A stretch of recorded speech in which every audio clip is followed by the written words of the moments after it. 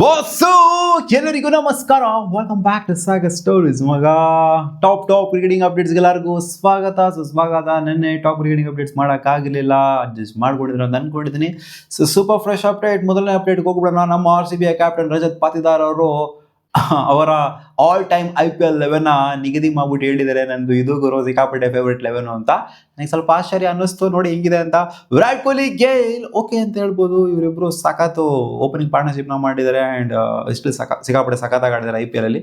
ಅದಕ್ಕೋಸ್ಕರ ಇವರಿಬ್ರು opening peer ಆಗಿ ಇಟ್ಟಿದ್ದಾರೆ. ಆ್ಯಂಡ್ ಸೂರ್ಯನ ನಂಬರ್ 3 ಇಟ್ಟಿದ್ದಾರೆ. ಇಲ್ಲಿ ರೋಹಿತ್ ಶರ್ಮಾ ಅವರು ಕಾಣಿಸ್ಕೊಂಡಿಲ್ಲ. ಸೂರ್ಯ ನಂಬರ್ 3 ಬಹುಶಃ ಮಿಡಿಲ್ ಆರ್ಡರ್ ಅಂತ ಯೋಚನೆ ಮಾಡ್ಬಿಟ್ಟು ಇಟ್ಟಿದ್ದಾರೆ ಅಂತ ಕಾಣಿಸುತ್ತೆ. ರೈನಾ ಮಿಸ್ಟರ್ IPL ಇಲ್ದಂಗೆ 11 ಫಾರ್ಮ್ ಆಗೋದೇ ಇಲ್ಲ. ಸೊ ಕರೆಕ್ಟಾಗಿ ಪರ್ಫೆಕ್ಟ್ ಆಗಿ ಇಟ್ಟಿದ್ದಾರೆ. ಅಂಡ್ ಎಬಿಡಿ ವಿಲಿಯರ್ಸ್ನ ಇಟ್ಟಿದ್ದಾರೆ. ಎಬಿಡಿ ಇಲ್ಲ ಅಂದ್ರೆ IPL ಇರುತ್ತಾಗ್ರು. IBD, Chris Gayle, Virat Kohli, mister IPL. So ಇವರಿಲ್ಲ ಅಂದ್ರೆ IPL ಇಲ್ಲ. ಸೊ ಯಾಕಂದ್ರೆ ಇವರಿಂದನೇ ಎಲ್ಲ ಪಂಪಪ್ ಆಗಿದ್ದಲ್ಲ IPL. ಜೊತೆಗೆ ಇವಾಗಲೂ ಕೂಡ ಆಡ್ತಿದ್ದಾರೆ ಕೆಲವು ಪ್ಲೇಯರ್ಸ್ಗಳು, ಅಂದ್ರೆ ವಿರಾಟ್ ಕೊಹ್ಲಿ. ಹಾರ್ದಿಕ್ ಪಾಂಡ್ಯನ ಇಟ್ಟಿದ್ದಾರೆ. ಹೌದು, ಇವ್ರ ಥರ ಆಲ್ರೌಂಡರ್ ಹುಟ್ಟಾಕೋಕ್ಕಾಗೋದಿಲ್ಲ ಅವರು. ಆ್ಯಂಡ್ ಸಿಕ್ಕಾಪಟ್ಟೆ ವರ್ಷಗಳು ಆಡ್ಕೊಂಡು ಬಂದಿದ್ದಾರೆ. ಸೊ ನಂಬರ್ 7 ಅಲ್ಲಿ ಇಟ್ಟಿದ್ದಾರೆ MS ಧೋನಿ ಅವ್ರನ್ನ. Multiple times IPL winning captain. ಇಲ್ಲಿ ರೋಹಿತ್ ಶರ್ಮಾ ಒಬ್ಬರು ಮಿಸ್ ಆಗಿದ್ದಾರೆ ಅಷ್ಟೇ. ಆ್ಯಂಡ್ MS ಧೋನಿ ಇರಲೇಬೇಕು ವಿಕೆಟ್ ಕೀಪರ್ ಬ್ಯಾಟರ್ ಆಗಿ. ಡೇಲ್ ಸ್ಟೇನ್ ತೊಗೊಂಬಂದು ಇಟ್ಟಿದ್ದಾರೆ. ನನಗೆ ಸ್ವಲ್ಪ ಆಶ್ಚರ್ಯ ಮೂಡಿಸು. ಡೇಲ್ ಸ್ಟೇನ್ ಅಂತ ದೊಡ್ಡ ಸಾಧನೆ ಮಾಡಿದ್ದಾರೆ IPL ಅಂತ. ಒಳ್ಳೆ ಬೌಲರ್, ಓಕೆ, ಇಂಟರ್ನ್ಯಾಷನಲ್ ಸರ್ಕ್ಯೂಟಲ್ಲಿ. ಬಟ್ ಡೇಲ್ ಸ್ಟೇನ್ IPL ಇವ್ರಿಗಿನ ಸಖತ್ತಾಗಿ ಮಾಡಿರುವಂಥ ಬೌಲರ್ ಇದ್ದಾರೆ. ಡ್ವೀನ್ ಬ್ರಾವೋ ಇದ್ದಾರೆ, ಮಲಿಂಗ ಇದ್ದಾರೆ. ಸೊ ಅವ್ರು ಡಿಸರ್ವ್ ಮಾಡ್ತಾರೆ ಅಂತ ಅನ್ಕೊಂಡಿದ್ದೀನಿ.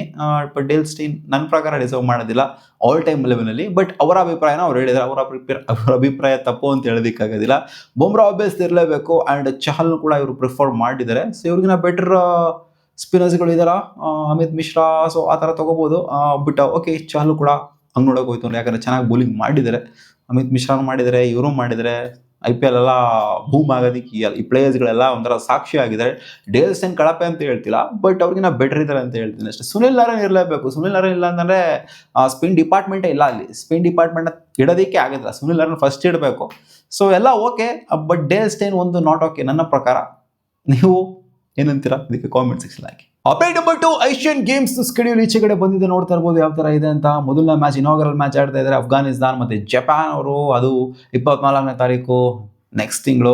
ಸೊ ಮೊದಲನೇ ಇಂಡಿಯನ್ ಮ್ಯಾಚು ಸ್ಟಾರ್ಟ್ ಆಗ್ತಿರೋದು ಕ್ವಾರ್ಟರ್ ಫೈನಲ್ ಮ್ಯಾಚು. ಅದು ಸೆಕೆಂಡ್ ಕ್ವಾರ್ಟರ್ ಫೈನಲ್ ಆಗಿದೆ. 29ನೇ ತಾರೀಕು ಇರೋದೇ 3 ಮ್ಯಾಚ್ ನಡೆಯುತ್ತೆ ಇಂಡಿಯಾದು.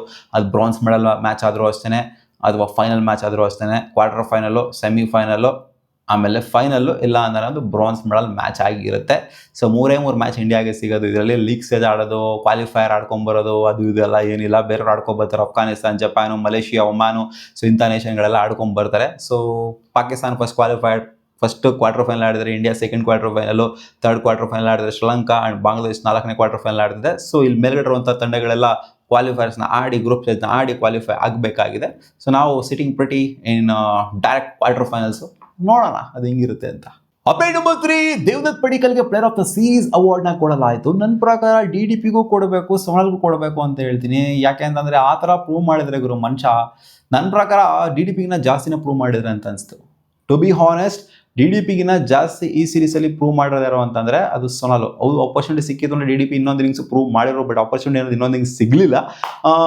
ಬಟ್ ಅಕ್ರಾಸ್ ಆಲ್ 4 ಇನ್ನಿಂಗ್ಸ್ನ ನೋಡ್ತು ಅಂದರೆ ಪ್ರೂವ್ ಬೆಟರಾಗಿ ಮಾಡಿದರೆ ಇವರು ಕೊಡಬೇಕಾಗಿತ್ತು. Joint player of the series ಕೊಡಬೇಕಾಗಿತ್ತು ಅಂತ ನನ್ನ ಹಾನೆಸ್ಟ್ ಅಭಿಪ್ರಾಯ. ಲೂಸಿಂಗ್ ಕಾಸ್ ಇವರಿಗೆ ಸಿಕ್ಕಿದ್ರು ಕೂಡ ಬೇಜಾರಂತೂ ಯಾರು ಕೂಡ ಆಗ್ತಿಲ್ಲ. ಯಾಕಂದರೆ ಸೋನಲ್ಲು last day 5 of the test match draw ಮಾಡಬೇಕು ಅಂತಂದರೆ ಎಲ್ಲ ಬಾಣ ಹೆಂಗೆ ಬಿಡ್ತಾ ಇದ್ರು ಅಂತಂದರೆ, ಬತ್ತಳ್ಳಿಕಲ್ಲಿರೋ ಬಾಣನೆಲ್ಲ ಬಿಡ್ತಾ ಇದ್ರು, ಬೆನ್ನ ತೋರಿಸ್ಕೊಂಡು ನಿಂತ್ಕೊಂಡಿದ್ರು ಹಂಗೇನೆ. ಅಲ್ಲಿ ಥರ ರಿಜಿಡ್ ವಾಲ್ ಥರ ನಿಂತ್ಕೊಂಡಿದ್ದಾರೆ ಅಂತಂದರೆ ಸೋನಲ್ಲು.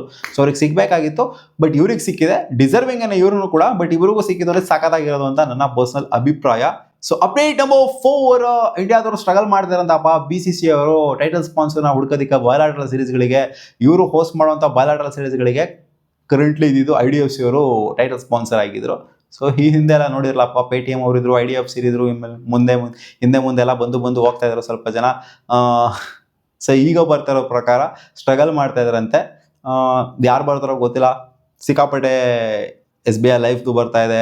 ಆಮೇಲೆ ಇನ್ನೊಂದು ಸ್ವಲ್ಪ ಜನದ್ದೆಲ್ಲ ಸ್ವಲ್ಪ ಗ್ರೂಪ್ಸ್ಗಳದೆಲ್ಲ ಬರ್ತಾ ಇದೆ ಹೆಸರುಗಳು. ಬಟ್ ಡಿಮ್ಯಾಂಡ್ ಅಷ್ಟಿಲ್ಲ, ಅಷ್ಟು ಎಕ್ಸೈಟ್ಮೆಂಟ್ನ ತೋರಿಸ್ತಾ ಇಲ್ಲ ಟೈಟಲ್ ಸ್ಪಾನ್ಸರ್ ಆಗೋದಕ್ಕೆ ಅಂತ ಅಪ್ಡೇಟ್ ಬರ್ತಾ ಇದೆ. ಏನು 3 ವರ್ಷಕ್ಕೆ ಟೈಟಲ್ ಸ್ಪಾನ್ಸರ್ನ ಕೊಡಬೇಕು ಅಂತ ಅನ್ಕೊಂಡಿದ್ರಂತೆ. ಅಕ್ರಾಸ್ ಆಲ್ಮೋಸ್ಟ್ ಒಂದು 40 ಮ್ಯಾಚಸ್ 45 ಮ್ಯಾಚಸ್ ಅರೌಂಡು. ಸೊ ಒಂದೊಂದು ಮ್ಯಾಚ್ಗೂ ಇಷ್ಟು ಕೋಟಿ ಅನ್ನೋ ಥರ ಅಪ್ರಾಕ್ಸಿಮೇಟ್ಲಿ ಎಷ್ಟು 170 crores ಹತ್ರ ಇರಬೇಕು ಅಂತ ಕಾಣಿಸುತ್ತೆ. ಇವರು ಬಿಡ್ ಮಾಡ್ತಾ ಇರೋದು, ಇವರು ಒಂದು ಎಸ್ಟಿಮೇಷನ್ ಇಟ್ಕೊಂಡಿರುವಂಥದ್ದು.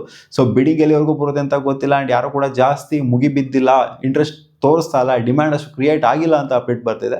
ಸೊ ನೋಡೋಣ ಯಾರಿಗೆ ಸಿಗುತ್ತೆ ಅಲ್ಟಿಮೇಟ್ಲಿ ಅಂತ. ಅಪ್ಡೇಟ್ ನಂಬರ್ 5, ದಾಖಲೆನ ಮೀರಿದರೆ ಕರಣ್ ಪೊಲಾರ್ಡ್ ಅವರು. ನಿಮಗೆ ಗೊತ್ತಿರೋದೇ ರಿಟೈರ್ ಆದ್ರೂ ಸಹ ಇಂಟರ್ನ್ಯಾಷನಲ್ ಸರ್ಕ್ಯೂಟಲ್ಲಿ ಜೊತೆಗೆ IPL ರಿಟೈರ್ ಆದ್ರೂ ಸಹ ಅವರು ಅವರ ದಾಖಲೆನ ಇನ್ನೂ ಮೀರಿಸಿ ಮುಂದಕ್ಕೆ ಹೋಗ್ತಾ ಇದ್ದಾರಲ್ಲ. ಸೊ ಇದಕ್ಕೆ ಮೆಚ್ಕೊಳ್ಳೇಬೇಕು. ಜಾಸ್ ಬಟ್ಲರ್ ಅವರ ಒಂದು ರೆಕಾರ್ಡ್ ಏನಿತ್ತು 14,000 ಚಿಲ್ಲರ್ ರನ್ಸ್ಗಳು. ಸೊ ಆ ರೆಕಾರ್ಡ್ನ ಮತ್ತೆ ಇವಾಗ ಬ್ಯಾಕ್ ಫುಟಿಗೆ ತಳ್ಳಿದರೆ, ಫ್ರಂಟ್ ಫುಟಿಗೆ ಹೋಗಿದರೆ. ಕರಣ್ ಪೊಲಾರ್ಡ್ ಅವರು 14,921 ರನ್ ಹೊಡೆಯೋದ್ರ ಮೂಲಕ ಪ್ರಪಂಚದಲ್ಲೇ ಅತಿ ಹೈಯೆಸ್ಟ್ ಸ್ಕೋರ್ ಮಾಡೋದು T20 ಸರ್ಕ್ಯೂಟಲ್ಲಿ ಯಾರು ಅಂತ ಅಂದರೆ ಅದು ಇಂಟರ್ನ್ಯಾಷನಲ್ಲೇ ಆಗಿರಲಿ, ಜೊತೆಗೆ ಅಕ್ರಾಸ್ ಲೀಗ್ಗಳೇ ಆಗಿರಲಿ.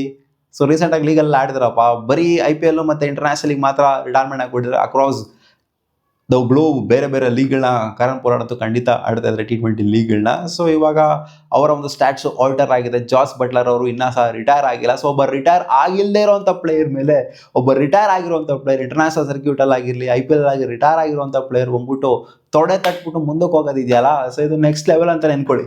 ಅಪ್ಡೇಟ್ ನಂಬರ್ 6, ಹಾನೆಸ್ಟ್ ಆಗಿ ಶುಭನ್ ಗಿಲ್ ಅವರು ಒಪ್ಕೊಂಡಿದ್ದಾರೆ. ನಮಗೆ ಏನು ಬ್ಯಾಕ್ ಫೈರ್ ಆಯಿತು ಅಂತಂದರೆ, ನಾವು ಫಾಲೋ ಆನ್ ಕೊಟ್ಟಿದ್ದೆ, ಬ್ಯಾಕ್ ಫೈರ್ ಆಯಿತು. ನಾವು ಅಂದ್ಕೊಂಡಿರಲಿಲ್ಲ Day 4 Day 5 ಈ ಥರ ಸಾಗುತ್ತೆ ಅಂತ, ಈ ಥರ ಶ್ರೀಲಂಕನ್ಸು ನಿಂತ್ಕೊಂತಾರೆ ಅಂತ ನಾವು ಅಂದ್ಕೊಂಡಿರಲಿಲ್ಲ. ನಾವು ಎದುರಿಸ್ಬೋದು, ಆರಾಮಾಗಿ ಗೆಲ್ಬೋದು ಅಂತ ಅಂದ್ಕೊಂಡಿದ್ವಿ. ಬಟ್ ಶಬಾಷ್ ಹೇಳಲೇಬೇಕು, ನಮ್ಮ ಕ್ರಿಕೆಟರ್ಸ್ಗೂ ಶಬಾಷ್ ಹೇಳಬೇಕು, ಅವರ ಕ್ರಿಕೆಟರ್ಸ್ಗೂ ಕೂಡ ಅಪ್ರಿಷಿಯೇಟ್ ಮಾಡಲೇಬೇಕು. ಸಿಕ್ಕಾಪಟ್ಟೆ ಚೆನ್ನಾಗಿ ಆಡಿದ್ರು ಶ್ರೀಲಂಕಾದವರು ಅಂತ. ಆಬ್ವಿಯಸ್ಲಿ ಹ್ಯಾಂಡ್ ಶೇಕ್ ಮಾಡಬೇಕು ಅಂದರೆ ಡಿಕ್ಲೇರ್ ಮಾಡಿದ್ಮೇಲೆ ಅಪ್ರಿಷಿಯೇಟ್ ಮಾಡ್ದಂಗೆ ಲೆಕ್ಕ. ಅದು ಶ್ರೀಲಂಕಾದವ್ರು ಚೆನ್ನಾಗಿ ಆಡಿದರೆ, Day 5 ಸಿಕ್ಕಾಪಟ್ಟೆ ಸಖತ್ತಾಗಿ ಆಡಿದರೆ ಅಂತ. ಎಸ್ಪೆಷಲಿ ಸೋನಾಲ್ ಅದಕ್ಕೇ ಹೇಳಿದ್ದಾನೆ, ಪ್ಲೇಯರ್ ಆಫ್ ದ ಸೀರೀಸ್ ಇವ್ರಿಗೂ ಕೂಡ ಕೊಡಬೇಕಾಗಿತ್ತು. ಯಾಕೆಂದರೆ ಬ್ಯಾನ್ ತೋರಿಸ್ಕೊಂಡು ನಿಂತ್ಕೊಂಡಿದ್ರು ಗುರು, ಬಾಣ ಬಿಡ್ತಾ ಇದ್ರೆ ಅಜ್ಜೆ ನಾನು ಬಿಡಲ್ಲ ನಿಮ್ಗೆ ಗೆಲ್ಲೋದಿಕ್ಕೆ ಅಂತ. ಹೌದು, ಸೀರೀಸ್ ಗೆದ್ದಿದ್ದಾರೆ, ಇಲ್ಲ ಅಂತಲ್ಲ ಇಂಡಿಯಾದವರು. ಬಟ್ ಲಾಸ್ಟ್ ಮ್ಯಾಚ್ ಗೆಲ್ಲೋದು ಕೂಡ ಇಂಪಾರ್ಟೆಂಟ್ ಆಗಿತ್ತು. ಯಾಕೆಂದರೆ ವರ್ಲ್ಡ್ ಟೆಸ್ಟ್ ಚಾಂಪಿಯನ್ಶಿಪ್ ಆ್ಯಂಗಲಿಂದ ನೋಡ್ತು ಅಂತಂದರೆ ಡ್ರಾ ಆಗೋದು ಇಂಪಾರ್ಟೆಂಟ್ ಅಲ್ಲ, ಗೆಲ್ಲೋದು ಇಂಪಾರ್ಟೆಂಟ್ ಆಗಿತ್ತು. ಸೊ ಅವ್ರು ಹೇಳೋದು ಇದೇನೆ, ನಮ್ಗೆ ಫಾಲೋ ಆನ್ ಕೊಡಬಾರ್ದಾಗಿತ್ತು. ಸೊ ಫಾಲೋ ಆನ್ ಕೊಟ್ಟಿದ್ದೆ, ಒಂಥರ ತಪ್ಪಾಯಿತು ಅಂತ ನಮಗೆ ಯಾವಾಗ ಗೊತ್ತಾಯಿತು ಅಂದರೆ Day 5 ಎಂಡ್ ಆಗುವಂಥ ಟೈಮಿಗೆ ಗೊತ್ತಾಯಿತು ಅಂತ ಕ್ಲಿಯರ್ ಕಟ್ ಕ್ಲಾರಿಟಿನ ಕೊಡಿದ್ರೆ. ಆ್ಯಂಡ್ ನಮ್ಮ ಪ್ಲೇಯರ್ಸ್ ಕೂಡ ಚೆನ್ನಾಗಿ ಆಡಿದ್ದಾರೆ, ನಾವೇನು ವರ್ಷಾಗಿ ಆಡಿದ್ರೆ ಚೆನ್ನಾಗಿ ಆಡಿದ್ದೀವಿ, ಬಟ್ ಅವರು ಕೂಡ ಬೆಟರ್ ಆಗಿ ಆಡಿದ್ದಾರೆ ಅಂತ ಒಪ್ಕೊಂಡಿದ್ದಾರೆ. ಅಪ್ಡೇಟ್ ನಂಬರ್ 7, MS ಧೋನಿ ಕಡೆಯಿಂದ ಬರ್ತಾ ಇರುವಂಥ ಅಪ್ಡೇಟು. ಇದು ಅಫಿಷಿಯಲ್ ಅಪ್ಡೇಟ್ ಏನಲ್ಲ, CSK ಕಡೆಯಿಂದ ಬಂದಿಲ್ಲ, MS ಧೋನಿ ಕಡೆಯಿಂದ ಅಫಿಷಿಯಲ್ ಅಪ್ಡೇಟ್ ಬಂದಿಲ್ಲ. ಆನ್ ಗೋಯಿಂಗ್ ರೂಮರ್ಸ್ ಏನು ಅಂತ ಅಂದರೆ, ಬ್ರ್ಯಾಂಡ್ ವ್ಯಾಲ್ಯೂಷನ್ ಅಪ್ರಾಕ್ಸಿಮೇಟ್ಲಿ 17,000 ಕೋಟಿ ಇದೆ CSKದು. ಇದರಲ್ಲಿ 25% ಆಫ್ ದ ಶೇರ್ಸ್ನ MS ಧೋನಿ ಅವರು ನನಗೆ ಕೊಡ್ರಿ ಅಂತ ಕೇಳ್ತಾ ಇದ್ದಾರಂತೆ ಅಂತ ಅಪ್ಡೇಟು. ಸೊ ಇಲ್ಲಿ CSK ಅವರು 3-4% ಶೇರ್ಸ್ನ ಕೊಡೋದಕ್ಕೆ ರೆಡಿ ಆಗಿದ್ದಾರೆ ಅಂತ ಅಪ್ಡೇಟ್ ಬಂದಿದೆ. ಏನು ಚಿಲ್ಲರೆ ಆಸಾಮಿ ಅನ್ಕೊಂಡ್ಬಿಟ್ಟಿದ್ದಾರೆ MS ಧೋನಿನ. CSK ಬೆಳೆದಿರೋದ್ರೆ MS ಧೋನಿಯಿಂದ. MS Dhoni ಇಲ್ಲಾಂದ್ರೆ CSK ಈ ಥರ ಬ್ರ್ಯಾಂಡ್ ವ್ಯಾಲ್ಯೂಯೇಷನ್ ಬರ್ತಾ ಇರಲಿಲ್ಲ.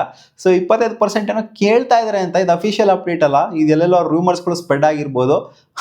ಒಂದು ವೇಳೆ ಅವ್ರು ಕೇಳಿದ್ರು ಅಂತಂದ್ರೆ 25%, ಅದರಲ್ಲಿ ಇವರು ಚೌಕಾಸಿ ಮಾಡೋದು, ನಮಗೆ ಇಷ್ಟು ಬೇಕು ಅಷ್ಟು ಬೇಕು, ನಿಮ್ಗೆ ಇಷ್ಟು ತಗೊಳ್ಳಿ, ನಿಮ್ಗೆ ಅಷ್ಟು ತಗೊಳ್ಳಿ, ನಮ್ಗೆ ಅಷ್ಟು ಬೇಕು ನಮ್ಗೆ ಇಷ್ಟು ಬೇಕು ಅನ್ನೋದಲ್ಲ. ಸೊ ಕೊಡಬೇಕಾಗುತ್ತೆ ಗುರು. ಇನ್ನು CSK ಜೊತೆಗೇನೆ ಇರ್ತಾರೆ, ಕಂಟಿನ್ಯೂ ಮಾಡ್ತಾರೆ MS ಧೋನಿ. CSK ಬಿಟ್ಬಿಟ್ಟೇನು ಹೋಗೋದಿಲ್ಲ, ರಾಯಲ್ಟಿ ಅನ್ನೋದಿರುತ್ತೆ. ಜೊತೆಗೆ ಬ್ರ್ಯಾಂಡ್ CSK ಏನಂದರೆ MS ಧೋನಿನ ಬ್ರ್ಯಾಂಡು, ಫೇಸ್ ವ್ಯಾಲ್ಯೂನೇ MS ಧೋನಿ CSKಗೆ. ಸೊ ಅವ್ರಿಗೆ ಕೊಡಲ್ಲ ಅಂತ ಅಂದರೆ ಹಿಂಗೆ ಏನು ಚಿಲ್ಲರೆ ಆಸಾಮಿನ 3-4% ಕೊಡೋದಕ್ಕೆ ಅಲ್ಲಿ. ಅಪ್ಡೇಟ್ ನಂಬರ್ 8, DDP ಶೇರ್ ಮಾಡ್ಕೊಂಡಿದ್ದಾರೆ. ಅದು ಲೆವೆಲ್ ಆಫ್ ಟ್ಯಾನ್ ಯಾವ ಥರ ಇತ್ತು ಅಂತ ಹ್ಯಾಂಡ್ ಶೇಕ್ ಮಾಡಿಬಿಟ್ಟು ನ್ಯೂಟ್ಲ್ ಆಗಿದ್ದು ಏನಕ್ಕೆ ಅಂತಂದರೆ ಇದಕ್ಕೆ ಅಂತಲೇ ಕಾಣಿಸ್ತಾ ಇದೆ. 37 ನಂಬರ್ ಕಾಣಿಸ್ತಾ ಇದೆ, Day 1 ಒಂದು ಕಾಣಿಸ್ತಾ ಇದೆ. ಅವರು ಶರ್ಟ್ ಹಾಕೊಂಡಿದ್ರು ಕೂಡ ಟ್ಯಾನ್ ಆಗಿದೆ ಅಂತ ಅಂದರೆ ದ ಲೆವೆಲ್ ಆಫ್ ಟ್ಯಾನ್ ಯಾವ ಥರ ಇತ್ತು, ದ ಲೆವೆಲ್ ಆಫ್ ಹೀಟ್ ಯಾವ ಥರ ಇತ್ತು ಶ್ರೀಲಂಕಾದಲ್ಲಿ ಅಂದರು ಅರ್ಥ ಆಗುತ್ತೆ. ಅಂದರೆ ಏನಿರುತ್ತೆ ಅಂತಂದರೆ ಹಿಂದೆಗಡೆ ಆ ಒಂದು ನೇಮ್ ಬರ್ತಿರ್ತಾರಲ್ಲ, ಸೊ ಅಲ್ಲಿ ಎಕ್ಸ್ಟ್ರಾ ಲೇಯರ್ ಕ್ರಿಯೇಟ್ ಆಗಿರುತ್ತೆ. ನಾರ್ಮಲ್ ಜರ್ಸಿನೇ ಬೇರೆ, ಅದ್ರ ಮೇಲ್ಗಡೆ ಎಕ್ಸ್ಟ್ರಾ ಲೇಯರ್ ಇದ್ದಾಗಲೇ ಬೇರೆ. ಅದು ಪ್ರೂವ್ ಆಗ್ತಾ ಇದೆ ಇಲ್ಲಿ. ಸೊ ಎಕ್ಸ್ಟ್ರಾ ಲೇಯರ್ ಇದ್ದಾಗ ಜಾಸ್ತಿ ಟ್ಯಾನ್ ಆಗಿರೋದಿಲ್ಲ, ಎಕ್ಸ್ಟ್ರಾ ಲೇಯರ್ ಇಲ್ಲ ಅಂತ ಅಂದರೆ ಜಾಸ್ತಿ ಸಪ್ರೇಟಾಗಿ ಟ್ಯಾನ್ ಆಗಿರುತ್ತೆ, ಪೆನಿಟ್ರೇಟ್ ಆಗಿರುತ್ತೆ ಬೇಗ ಸನ್ಲೈಟ್ ಅನ್ನೋದು. ಸೊ ಅದು ಎವಿಡೆಂಟಾಗಿ ಕಾಣಿಸ್ತಾ ಇದೆ. ಹಾಕೊಂಡ್ರು ಕೂಡ ಟ್ಯಾನ್ ಆಗುತ್ತೆ ಅಂತಂದರೆ ಲೆವೆಲ್ ಆಫ್ ಹೀಟ್ ಯಾವ ಥರ ಇತ್ತು ಅಲ್ಲಿ ಅಂತ ಅರ್ಥ ಮಾಡ್ಕೋಬೇಕಾಗುತ್ತೆ. ಆ್ಯಂಡ್ ಎಫರ್ಟ್ ಯಾವ ಥರ ಪ್ಲೇಯರ್ಸ್ ಹಾಕಿದ್ರು ಶ್ರೀಲಂಕನ್ ಪ್ಲೇಯರ್ಸ್ಗಳನ್ನ ಆಲ್ ಔಟ್ ಮಾಡೋದಕ್ಕೆ ಅನ್ನೋದು ಕೂಡ ಇದು ತೋರಿಸುತ್ತೆ. ಸೊ ಇದಿಷ್ಟು ಆಗಿದ್ದು ಮಗ ಟಾಪ್ ಕ್ರಿಕೆಟಿಂಗ್ ಅಪ್ಡೇಟ್ಸ್. ನಿಮ್ಗೇನಾದ್ರು ಈ ವಿಡಿಯೋ ಸ್ವಲ್ಪನಾದ್ರು ಇಷ್ಟ ಆಗಿತ್ತು ಅಂದರೆ ಒಂದೇ ಒಂದು ಲೈಕ್ ಮಾಡಿ ಗಾಯ್ಸ್. ಮತ್ತೆ ಸಿಗುವ ಮುಂದಿನ ವಿಡಿಯೋದಲ್ಲಿ.